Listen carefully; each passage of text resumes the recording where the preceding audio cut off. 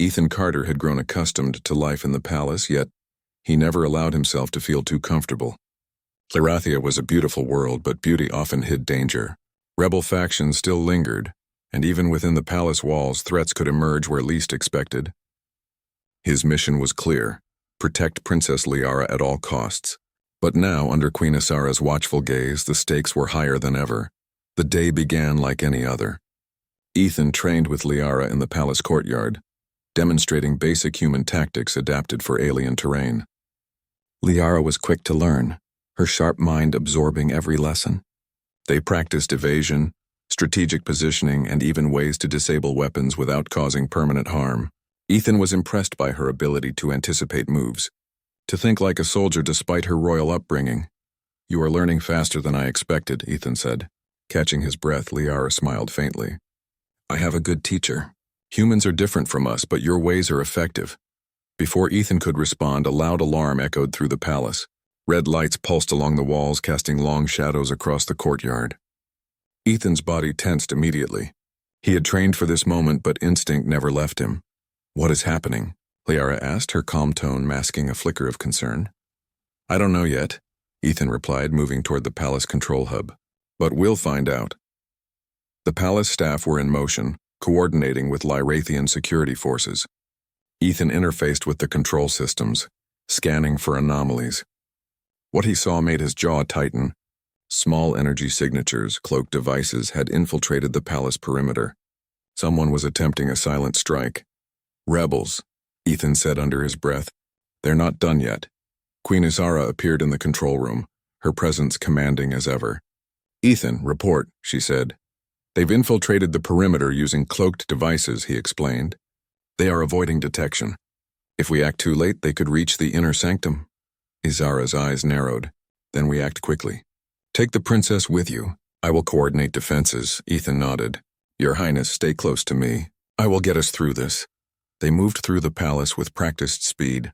Ethan led Liara along hidden corridors and maintenance tunnels, familiar paths few had ever traveled. He paused at a junction, listening. Faint noises indicated movement ahead, multiple intruders armed and precise. Liara looked at him. "What do we do?" "We take them down quietly," Ethan said. "Stay close and follow my lead." He engaged the first rebel with a swift, controlled strike, using a combination of martial skill and his human reflexes. Liara followed instinctively, disabling another attacker by cleverly using the palace's structural features. Together they moved like a coordinated team. As they advanced, Ethan observed the intruders' tactics. They were not random attackers. Someone had trained them meticulously. This was a planned strike with intelligence from within the palace. The thought made Ethan's concern deepen. They reached a large chamber, the inner sanctum, where vital control panels and communication systems were located. The rebels had begun tampering with the main terminal. Ethan acted immediately. He threw a small electromagnetic device, disabling their cloaking tech and exposing them to the light. The attackers hesitated, startled by the sudden exposure. Ethan did not wait. He used a combination of agility and precision shots to incapacitate them, ensuring none were killed but all were neutralized. Liara assisted, showing remarkable courage and quick thinking. Once the room was secure, Ethan inspected the terminal. "They tried to override the palace defenses," he said. "Someone inside is helping them," Liara frowned. "Who would betray us?" "That is what we will find out," Ethan said grimly. He knew the palace had spies, and the rebellion was more organized than anyone had expected. The danger was far from over. Queen Isara arrived moments later, accompanied by her chief advisors. She observed Ethan and Liara carefully, noting how efficiently they had handled the threat. There was a mixture of admiration and concern in her gaze. "You have done well," she said, her voice steady. "But I see now why you cannot leave, not yet. Your presence here is more than protection. It is guidance, strategy, and strength. Liara relies on you in ways I never imagined." Ethan bowed slightly. "Your Majesty, I am honored, but I cannot stay forever. Humanity has duties as well." Isara studied him. "Perhaps, but for now this palace and my daughter need you. You have proven your loyalty and skill. Trust is not given lightly, but you have earned it." The Queen left to handle palace security and internal investigations. Ethan turned to Liara, who was watching him with a mixture of respect and concern. You did amazing back there, she said softly. I never thought I would be able to handle something like this. Ethan shook his head. You handled it better than most soldiers I've seen. You're quick, smart, and brave. That is why we succeeded. As evening fell, the palace lights illuminated the corridors with soft, glowing energy. Ethan patrolled the perimeter, checking every entry point. He noticed subtle signs of movement, small, almost imperceptible disturbances in the energy fields. Rebels were still close, testing defenses, probing for weaknesses. He reported the activity to Liara. They are still out there, watching, waiting for a mistake. She frowned. Then we must be ready. I want to learn more, Ethan. I want to help you protect the palace. Ethan nodded. I will teach you everything I can. Knowledge is power, and in situations like this, power saves lives. The next morning, the palace held an emergency council. Advisors, Larathian guards, and Ethan gathered to analyze the attempted infiltration. Evidence suggested a traitor within the palace staff, someone feeding information to the rebels. Ethan quickly adapted human investigative methods, combining logic, observation, and intuition. By mid-afternoon, he had identified several anomalies in security patterns and supply chains. With Liara's assistance, they pinpointed the traitor, a seemingly loyal advisor whose subtle movements and communication were inconsistent with official protocols. Queen Isara confronted the traitor with cold authority. Ethan observed silently, noting the precision of her questioning and the subtle shifts in body language. The traitor confessed, revealing connections to rebel leaders outside the palace. The threat was far from over, but at least the immediate danger had been contained. Ethan and Liara worked together to fortify the palace. They set up new security protocols, trained guards in combined human-Lyrathian defense methods, and created contingency plans for every possible attack scenario. Liara's strategic mind shone brightly, earning Ethan's genuine admiration. One evening, as they rested in a quiet chamber overlooking the city, Liara spoke. Ethan, you are different from anyone I have ever known. Humans. They have courage, yes, but you have something more. You see what others cannot see. You anticipate what others do not. Ethan smiled faintly. I've had to learn fast. The universe doesn't wait for anyone to be ready. Liara nodded. And that is why I trust you. Not just because you protect me, but because you think, you plan, and you care. All of these things are rare, even here. Ethan felt a quiet warmth at her words. He had spent years traveling the stars, fighting wars, surviving danger, but here, on this alien planet, he realized that humanity could inspire trust, respect, and hope. The final test came days later when the rebels attempted a direct assault on the palace. This time they were numerous and better organized. Ethan quickly implemented a strategy combining stealth, evasion, and precision strikes. He led small teams of Lyrathian guards through alternate corridors, cutting off the attackers and isolating key threats. Liara fought alongside him, using everything she had learned. She disarmed attackers, guided reinforcements, and used her knowledge of the palace to create barriers and traps.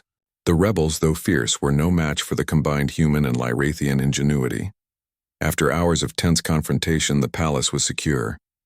The attackers were captured or neutralized, and the threat finally ended, for now. Ethan allowed himself a rare moment to rest, leaning against a wall as Liara approached. You did it, she said quietly. Again, but this time it feels permanent. The palace is safe. Ethan shook his head. Nothing is ever permanent, Your Highness. But today we won. That is what matters. Queen Isara arrived, observing the aftermath. She looked at Ethan with a mixture of respect and relief. You have proven that humans can be trusted not only with strength but with wisdom. You have earned your place here not as a servant but as a guardian, a teacher, and a strategist. Ethan nodded, understanding the gravity of her words. He had completed his mission, but he had also created something more. A bridge between worlds. A proof that humanity could rise above expectation, even on alien soil. As night fell, Ethan stood on a balcony overlooking Lyrathia.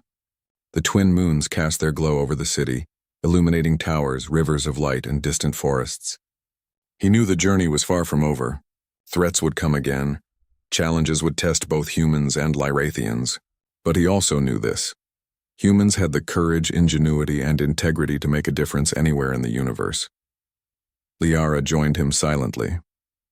Will you stay? She asked. Ethan looked at her and then at the moons. For as long as I am needed, this is my duty and my choice. Humanity will always rise to protect, to endure, and to inspire. Here with you I see that truth clearly. Liara smiled, a mixture of relief and admiration. Elias Drake had never slept without his armor.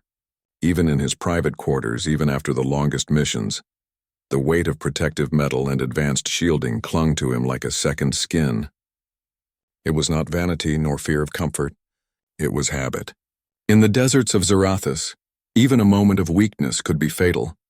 Sandstorms could rip through a city. Alien predators could strike from the ruins, and enemies, human or otherwise, could arrive without warning. But tonight, for the first time in decades, exhaustion had overpowered instinct. He shed his armor entirely and lay on the narrow cot, letting the warm, artificial breeze of his quarters wash over him. The silence of the room felt strange, almost alien. Without the soft hum of his armor's life support, he could hear his own heartbeat, the faint creaks of the floor and the soft buzz of the lights above. For a moment he allowed himself to imagine he was somewhere else, Earth with its rolling hills and endless oceans. He smiled briefly. He had not thought of that world in years. Sleep came slowly, each minute stretching longer than the last, until finally his eyelids sank and darkness took him. He awoke not with the sound of alarms or a storm outside, but with light. Soft, unearthly, and warm, it filled the room. At first he thought it was a malfunction in the lights, a flicker of the colony's aging power grid. But the light moved and pulsed in a shape that was not mechanical, not human, not anything he had ever seen. Hovering a meter above the floor was a creature that seemed made of energy itself. Its form was fluid, shimmering with soft gold and silver strands constantly shifting like sunlight rippling through water. It made no sound, yet Elias felt a strange presence in his mind, a calm, intelligent awareness that was somehow communicating without words. He froze. Every instinct screamed at him to suit up, to raise weapons, to run. But the creature did not move aggressively.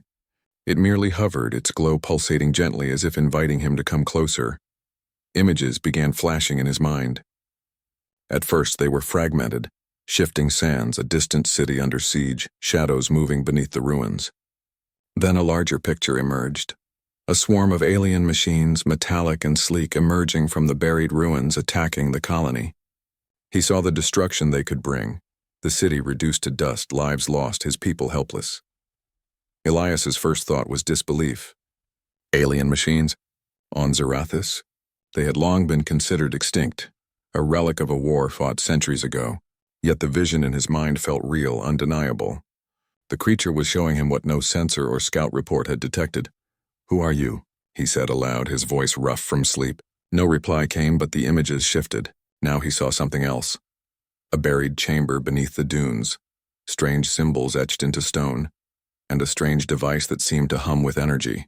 The creature projected understanding directly into his mind.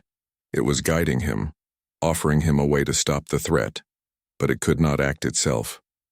Elias's military training flared. He was not a man to rely blindly on anything, much less an unknown alien presence, but something about the creature, the calm in its projections, convinced him that it was not hostile. Carefully he reached for his communicator and sent an encrypted message to the colony's command center, alerting them to potential danger and requesting immediate reconnaissance teams.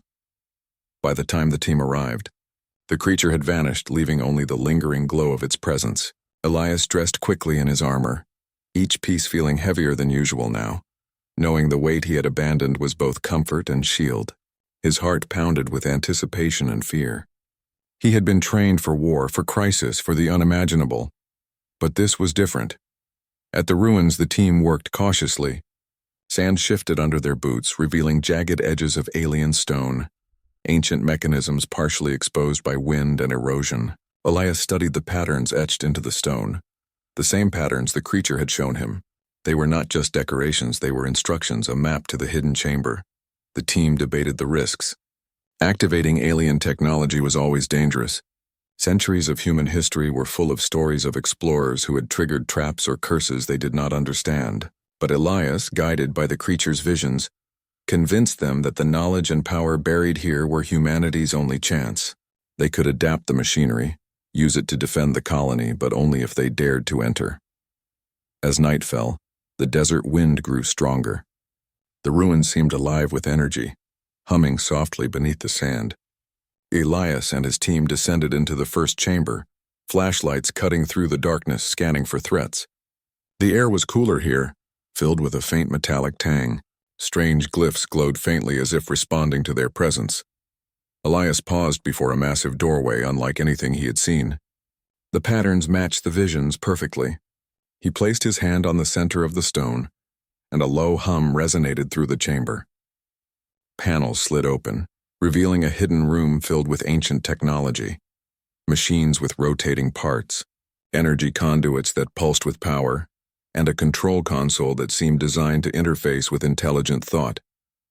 His breath caught. This was it. The weapon, the tool, the defense against the machines he had seen in the vision. But it was unlike any human technology. It required understanding, intuition, and courage. Every soldier knew the risks. One wrong move could trigger a catastrophe. Elias stepped forward, removing his helmet. His team watched, unsure, as he approached the console. The creature's memory lingered in his mind. The gentle push of guidance, the calm assurance that he could do this. He placed his hands on the console and the chamber lit up. Holographic images filled the air, diagrams of the alien swarm, their weaknesses, and the paths they would take to attack the colony. The creature's guidance came again, more subtle this time, showing him the solutions, the adjustments humanity could make to the ancient technology. It was not magic, it was a puzzle, a test of ingenuity. And humans, Elias knew, were masters of adaptation. Suddenly, the ground trembled. A distant rumble growing louder. The alien machines were stirring, waking from their slumber beneath the sands. The colony was closer to danger than anyone had realized. Time was short. Elias looked at his team. They were tense but ready, their armor gleaming under the chamber lights. Each of them understood the unspoken truth. Humans had faced impossible odds before, and they had survived. They could do it again, not because they were invincible, but because of their courage, creativity, and teamwork. He took a deep breath, centering himself. For a moment he remembered the feeling of sleeping unarmored, vulnerable yet free. That feeling was gone now, replaced by purpose. The armor he wore was heavy, but it was not his true shield. His resolve, his mind, and his heart, that was what would protect them. The chamber hummed louder, the ancient technology reacting to their presence. Elias placed one final hand on the console. The images stabilized, showing a clear path to intercept the alien swarm. He nodded to his team. "Let's move," he said. "We have work to do." As they exited the ruins, the desert sky above Zarathus was a swirl of stars and distant moons. A faint glow lingered in the horizon, the same soft light that had greeted him in his quarters. Elias knew the creature had not abandoned him. It had simply set the stage. The rest was up to humanity. And humanity, he thought, had never been stronger. The wind howled across the dunes as the first shadows of the ancient machines began to rise. Elias tightened his grip on his weapon, armor clinking lightly. He would face them unafraid, armed not just with tools, but with every human strength, courage, wit, and the unbreakable will to survive. The desert was vast, the threat immense, but Elias felt something new. He was unshaken. He had slept without his armor once, faced the unknown, and survived. Now, fully armored, fully aware, he was ready to lead his people into the fight that would define their future. The stars above seemed to shine a little brighter, as if acknowledging the courage of one man and the potential of all humanity. And in that quiet moment before the battle, Elias Drake realized something profound. Sometimes, letting go of fear, even for a moment, was the first step toward true strength.